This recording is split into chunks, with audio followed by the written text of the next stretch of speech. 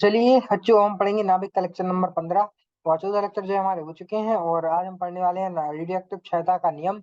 चलिए आज का लेक्चर शुरू करते हैं। और आपको जो है लेक्चर पढ़ने में इंटरेस्ट भी आ रहा होगा, क्योंकि रेडियोएक्टिव है ही इतना जो है मजेदार टॉपिक है, इसको पढ़ने में जो है मजा आता है। चलिए लेक्चर को शुरू करते हैं।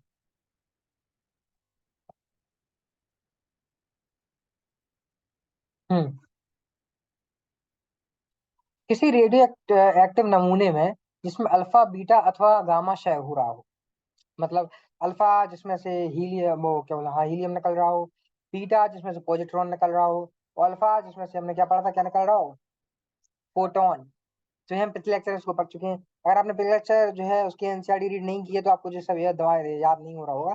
पहले एनसीईआरटी आप रीड करके आइए, पढ़ के आइए पूरी एनसीईआरटी। उसके बाद आपको ये समझ में आ जाएगा। अल्फा जो क्षय होता है, उसमें जो है हीलियम, हीलियम बोल रहा हूँ मैं बार बार हीलियम नहीं है, 2 मिनट में आपको बताता हूँ। हीलियम है, मतलब अल्फा पार्टिकल से जो है हीलियम निकलता है। बीटा पार्टिकल से जो है वो हमारा पॉजिट्रॉन निकलता है। और गामा से जो हमारा फोटोन निकलता है। तो पॉजिट्रॉन होता क्या है? पॉजिट्रॉन वह एक पदार्थ है जो इलेक्ट्रॉन के बराबर जिसका द्रव्यमान होता है। और उसका जो क्या बोलते हैं उससे आवेश है, वो इलेक्ट्रॉन से जो बिल्कुल उल्टा विपरीत होता है। जैसे इलेक्ट्रॉन में जो है धनात्मक आवेश होता है, तो उसमें जो है, सॉरी, इलेक्ट्रॉन में जो है ऋणात्मक आवेश होता है। तो पॉजिट्रॉन में जो है धनात्मक आवेश होता है। वैसे भी नाम से ही दिख रहा है कि प्रोटॉन पॉजिट्रॉन, तो बस दोनों पीपी से स्टार्ट होता है। दोनों को याद रखना है कि दोनों में जो है धनात्मक आवेश होता है। जरिए यह पाया जाता है कि एकांक समय में क्षयित होने वाली नाविकों की संख्या नमूने में विद्यमान कुल नाविकों की संख्या के अनुक्रमानुपाती होती है। यदि दिए गए नमूने में नाविकों की संख्या n हो, तो और डेल्टा टी समय में डेल्टा n नाविक क्षयित हो रहे हों, तो डेल्टा n बटा डेल्टा टी ये जो है वो अनुक्रमानुपाती होती है, जो है नाविकों की संख्या के, पूरे नाविकों की संख्या के बराबर की। देखिए मैं आपको बताता हूँ। हम्म तो कहने का अर्थ है, जो अपना जो डेल्टा एन है, ये क्या है? ये डेल्टा एन जो है वो बता रहा है कि कितना जो है नाविकों की संख्या में कितनी नाविकों की संख्या कम हो रही है समय के साथ। डेल्टा टी क्या है? समय जो है बदलाव। अब मैं डेल्टा एन डेल्टा टी क्या मतलब क्या है, कि कितने समय के बदलाव में कितना जो है नाविकों की संख्या में बदलाव आया, मतलब कितनी नाविक चेंज। और ये जो है, मान लीजिए कि डेल्टा लगा है, ये इसका मतलब ये नहीं कि कितनी बदल गई। अगर मैं आपसे बोलूं कि पहले जो है N1 थी, अब N2 हो गई। और N1 थी T1 समय में, N2 थी T2 समय में, ऐसा मान लीजिए। तो अगर मैं आपसे पूछूं डेल्टा एन क्या होगा, तो डेल्टा एन, आप ये नहीं कहेंगे कि N2 बटा T2, मतलब एन टू नहीं होगा। डेल्टा एन होगा N2 - N1। मतलब बदलाव कितना आया, वो ये नहीं देखना चाहता कि वो ये नहीं देखना चाहता कि कितने नाविकों की संख्या हो गई। वो ये कहना चाह रहा है कि कितने नाविकों की संख्या बदल गई, मतलब कितने से बदल गई, कितनी कम हो गई, या कह सकते हैं। और डेल्टा टी क्या है अपना?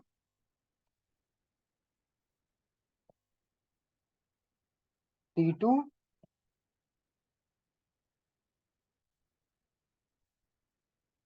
- T1, मतलब समय का बदलाव। तो कुल मिला के हम देखना चाह रहे हैं कि कितने समय के बदलाव में कितना जो है नाविकों की संख्या में बदलाव आ रहा है। तो इसके लिए जो है यह जो है इसको डेरिवेशन इसका नहीं है, ये बस एक्सपेरिमेंट से पाया गया कि जो है जो अपना नाविकों की संख्या है जिसमें बदलाव आ रहा है समय के साथ, वो जो है तो कुल नाविकों की संख्या के अनुक्रमानुपाती होती है। मतलब अगर नाविकों नाविकों की संख्या ज्यादा है कुल नाविकों की, तो जो है नाविक जो है समय के साथ साथ ज्यादा जल्दी जल्दी निकलेंगे। और अगर नाविकों की संख्या कम है, तो समय के साथ जो है नाविक धीमे धीमे कर निकलेंगे। तो जो है ये जो है अपना जो है किस पर निर्भर करता है, कुल नाविकों की संख्या पर। तो अथवा जो है इसको जो है हम लिख सकते हैं ऐसा। जब भी आपको पता ही है कि हम जो है जब अनुक्रमानुपाती का जो है चिन्ह हटाते हैं, तो उसके साथ कुछ जो है स्थिरांक लगाते हैं। तो यहाँ पे जो है लैम्डा जो है स्थिरांक लगाया गया है। और जिसको जो है रेडियोएक्टिव क्षय स्थिरांक बोलते हैं, या फिर इसको ये भी बोलते हैं विघटन स्थिरांक। या तो विघटन स्थिरांक बोल दो, या रेडियोएक्टिव क्षय स्थिरांक बोल दो, बात एक ही है। और ये जो है लैम्डा को बोलते हैं, इसको ले या तो बोलते हैं यहाँ पे रेडियोएक्टिव क्षय स्थिरांक, या जो है विघटन स्थिरांक। और ये जो कब आया है, जब ये जो हमने अनुक्रमानुपाती का चिन्ह जो है हटाया है। चलिए। हम्म तो डेल्टा टी समय में दिए गए नमूने में नाभिकों की संख्या में हुआ परिवर्तन। इसको डीएन लिख सकते हैं क्या अपन? हाँ बिल्कुल। डीएन को जो है माइनस का डेल्टा एन माइनस जो है, और डीएन में माइनस का डेल्टा एन क्यों लगाया? क्योंकि जो घट रहा है, बट बढ़ नहीं रहा है, घट रहा है, इसलिए जो माइनस का डेल्टा एन लगाया। और जो डीएन क्या होता है आपने पढ़ा होगा, डीएन जो है डिफरेंशियल इक्वेशन मैथ्स वाले चैप्टर में आपने इसको पढ़ा होगा। तो इसको हम जो है डेल्टा एन जो है लिख सकते हैं। अतः डीएन बटा डी टी जो कशु माइनस का लेमडा एन। जब इस इक्वेशन पे आ गए तो जो डेल्टा एन क्या होता है? 2 मिनट रुकिएगा।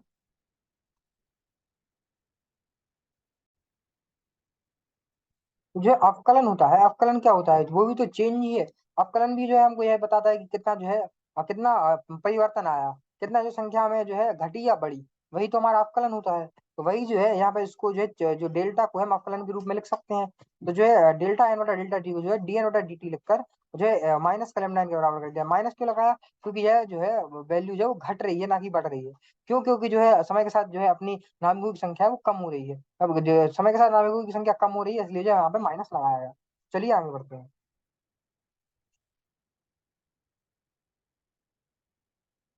तो ये जो है हमारी इक्वेशन थी। अब ये देखिए, ये जो है हमने पिछले उसमें देखी है। और इस समीकरण का दोनों ओर समाकलन कर दीजिए। तो इस अवकलन का हम क्या करते हैं? समाकलन। समाकलन करते क्यों? समाकलन इसलिए करते हैं, इससे जो है ये अगर हमने निकाला एक छोटी सी चेंज के लिए, छोटे से बदलाव के लिए, तो हम उसको ये समाकलन करके हम पूरे बदलाव के लिए देखेंगे। तो चलिए हमने इसको जो है समाकलन किया। कहाँ से किया? एन नोट से लेकर एन तक। और ये हमने इसलिए किया कि एन नॉट से लेके एन तक, मतलब पहले एन नॉट था, फिर एन हो गया। तो हम देखिए जो है इनके बीच में वो एक संबंध बनाना चाह रहे हैं। और जो है डेल्टा डी टी है, और इसको जो है टी नॉट से टी, मतलब जो है टी नॉट समय पर जो है अपनी क्या बोलते हैं इनसे, नाभिकों की संख्या थी एन नॉट, और अपने टी समय पर नाभिकों की संख्या थी वो हो गई एन। तो ये देखिए इसलिए जो है हमने यहाँ पे ऐसा माना है एन नॉट, और जो है एन नॉट ऐसा हमने माना है कि टी नॉट पे एन नॉट थी और टी पे जो है एन हो गई। तो चलिए इसका समाकलन करेंगे। अब आपको पता है कि जो है, अब आपको पता ही है कि 1/x, 1/x, 1/x का जो है अगर हम समाकलन करेंगे तो कितना आएगा? सबको पता है कि इसका आंसर आएगा एल एन एक्स। पढ़ा होगा आपने समाकलन वाले चैप्टर में, या तो आपने एल एन एक्स पढ़ा होगा या आपने लॉग एक्स पढ़ा होगा। दोनों लगभग लगभग बराबर ही चीज है। और एक्स डी एक्स का जो है समाकलन क्या होता है? तो मैं यहाँ लिखना भूलिएगा, 1/x डी एक्स जरूर आएगा यहाँ पे। हाँ। तो यहाँ पे केवल डीएक्स का समाकलन क्या होगा? केवल डीएक्स का समाकलन होगा एक्स। तो देखिए वही हुआ है। 1/n डी एन का समाकलन क्या होगा? L N N. और माइनस जो है एल एन नॉट, ये कैसे आया वो मैं आपको समझाता हूँ। और बाकी, और ये जो है, रुकिए मैं आपको समझा ही देता हूँ, काम करते हैं, रुकिए जरा। इसको जो आप क्या करोगे, तो ये क्या आएगा? L N N. इसकी इसकी जो है लिमिट रखेंगे कहाँ से कहाँ तक?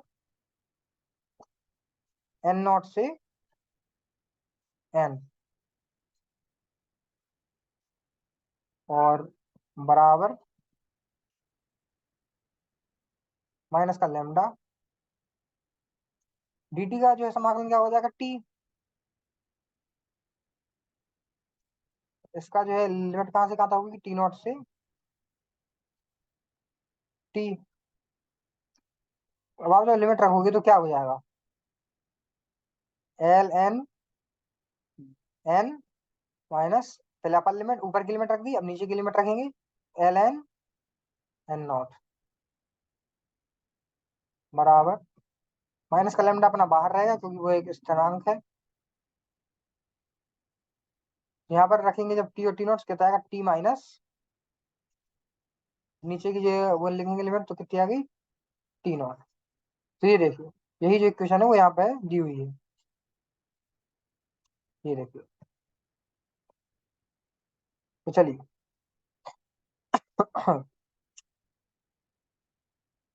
हम्म। तो यहाँ एन नॉट किसी यादृच्छिक क्षण टी नॉट पर रेडियोएक्टिव नाभिकों की संख्या है। और टी नॉट जो है 0 रखकर समीकरण 13.12 को पुनर्व्यवस्थित कर सकते हैं। पुनर्व्यवस्थित करने पर, तो पुनर्व्यवस्थित करने का, अगर हम टी नॉट को जो 0 रख देते हैं, मतलब कहने का अर्थ है कि हम जो है स्टार्टिंग से देखना चाह रहे हैं कि जब स्टार्टिंग से मतलब शुरू ही हुआ था जो है नाभिकों की संख्या घटना, तो शुरुआत से ही अभी तक कितनी घट गई, तो हम टी को जो है 0 रख देते हैं। जब हम टी को जीरो रखते थे समीकरण 12 क्या हो जाएगा, टी नॉट की जगह जीरो रख दो तो बस माइनस का लैम्डा टी हो जाएगा। जो है जो अपनी दाई ओर जो क्या हो जाएगा, माइनस का लैम्डा टी। और जिससे हमें प्राप्त होता है, फिर हम क्या करते हैं कि इसको जो है रुकिए मैं आपको बताता हूँ। ये आपने पढ़ा होगा मैथ्स में,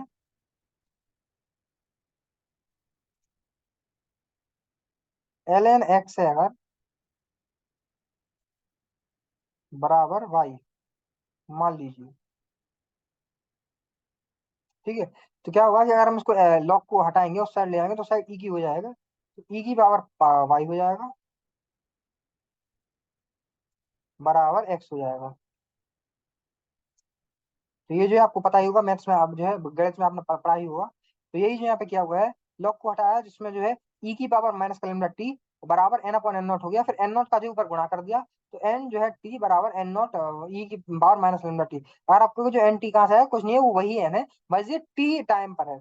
मतलब टी नॉट जिसको अपन ने जीरो रख दिया तो वो तो अलग ही है, मतलब उस टाइम पे जो है नाभिकों की संख्या क्या है, वो है एन। और जो शुरुआत में नाभिकों की संख्या क्या थी, वो है एन नॉट।